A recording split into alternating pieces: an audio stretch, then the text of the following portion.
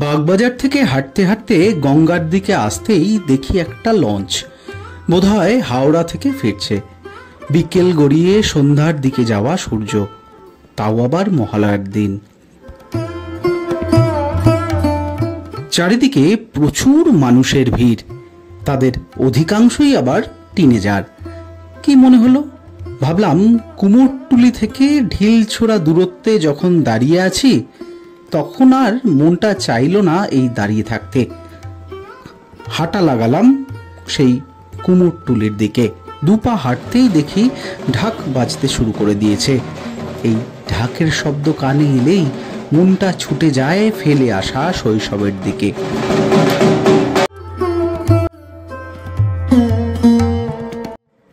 কুমোরটুলির সেই পরিচিত গলি দিয়ে ধীরে ধীরে এগিয়ে চলেছি।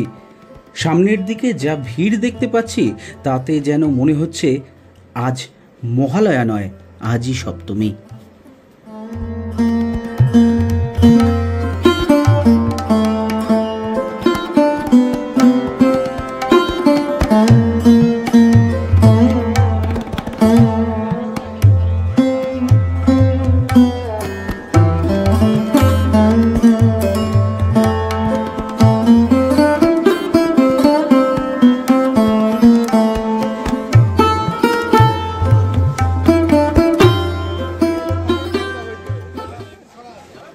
সব প্রতিমার কাজই প্রায় শেষের দিকে, এখন শুধু মণ্ডপে পাড়ি দেওয়ার অপেক্ষা।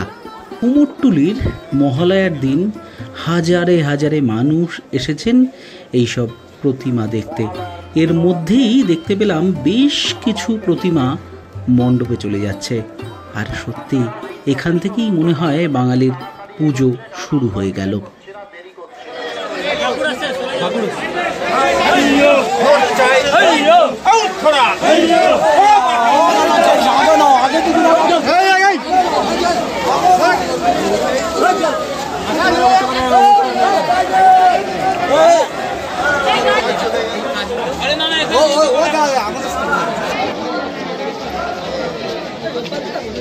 বেলাইনে এলে যারা সমিতির ঘর থেকে তাদের সহযোগিতায় গেঞ্জি বিতরণ হচ্ছে, যারা ঠাকুর প্রতিমা ফেডারেশন কুমারটুলির শিল্পী সমিতির সহযোগিতায় কি নেবেন তারা চলে আসবেন, আপনাদের জন্য গেঞ্জি রাখা আছে। প্রতিমা বহনকারী সেই সব মানুষরা এত ভিড় দেখে আমিও অবাক হয়েছি বইকি। বাঙালির শ্রেষ্ঠ উৎসব বলে কথা, তবে সাধারণ দর্শকের সঙ্গে বহু চিত্র সাংবাদিক কিংবা ফটোগ্রাফার এই সময়টা ভিড় করেন এই কুমোরটুলিতে। প্রতিমা মণ্ডপে যাওয়ার আগেই যেন দর্শনার্থীদের থেকে এই মহালয়ার দিনই একটা ভালো মন্দের ফিডব্যাক পেয়ে যান শিল্পীরা। এই হাজার হাজার মানুষের ভিড়ে বিদেশি পর্যটকরাও থাকেন বইকি।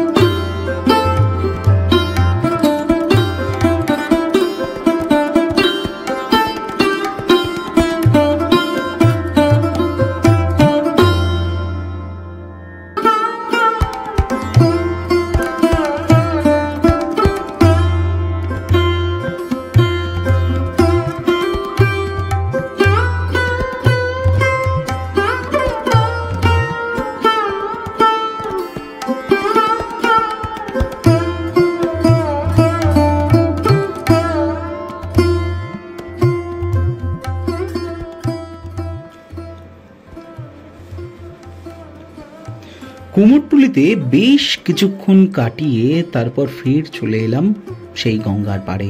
দেখলাম আমাদের মতো অনেকেই সেখানে একটু জিরিয়ে নেওয়ার জন্য এসে বসেছেন। সেখানে কিছুক্ষণ সময় কাটালাম, তারপর আবার ফের কুমোরটুলির দিকে হাঁটা। দূর থেকে হাঁটতে হাঁটতে কানে আসছিল ঢাকের শব্দ।